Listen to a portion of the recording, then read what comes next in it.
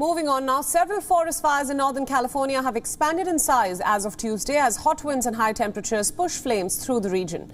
The rapidly spreading CALDOR fire has so far injured 2 people and has prompted mandatory evacuation orders for thousands of residents and tourists in El Dorado County. The raging fire, which started last week on southeast of the DIXIE fire in El Dorado County, has now grown to nearly 6,500 acres, with 0% contained so far. The fire is now the second largest wildfire burning in California after the monstrous DIXIE fire. About 2,500 people are currently under evacuation orders. California's Met Department has issued red flag warnings of critical fire weather conditions for the next few days. Meanwhile, California's Governor Gavin Newsom has declared a state of emergency for the El Dorado County, mobilizing the California National Guard and freeing up additional resources to help in firefighting efforts. The Pacific Gas and Electric Company has also expanded the areas where it might cut the power supply in order to prevent further blazes. The fire crews are facing dangerous windy weather as of now, and they are struggling to keep the country's largest wildfire from moving towards the neighboring counties. The DIXIE fire has so far charred more than 570,000 acres of land, damaging nearly 1,200 homes and other structures.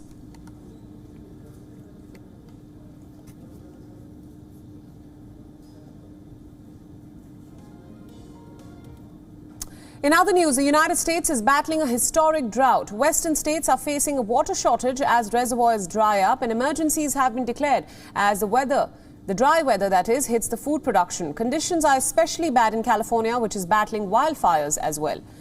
On your screens now are the visuals of Lake Mead, a crucial and large reservoir, which happens to be the largest reservoir in the United States.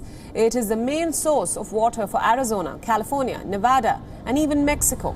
But low water levels in the reservoir mean that these areas will now face water cuts till October.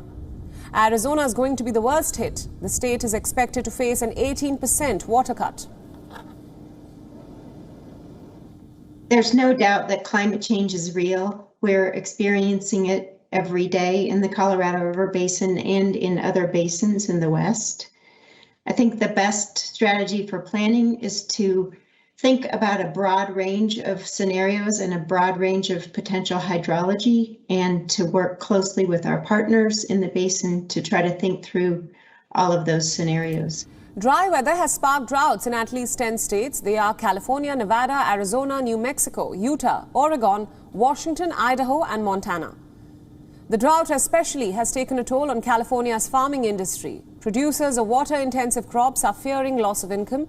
Almond producers are demanding help from the government. California produced around 80% of the world's almonds earlier. The profitability of growing almonds is not the same as it was in the past. As you can see, there's one orchard here that's drying up because they just didn't have the money to buy the water. And we're seeing this all over the valley. This is just one orchard that isn't getting water.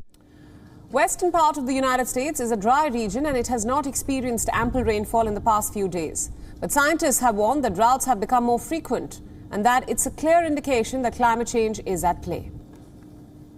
WION World is now available in your country. Download the app now and get all the news updates on the move.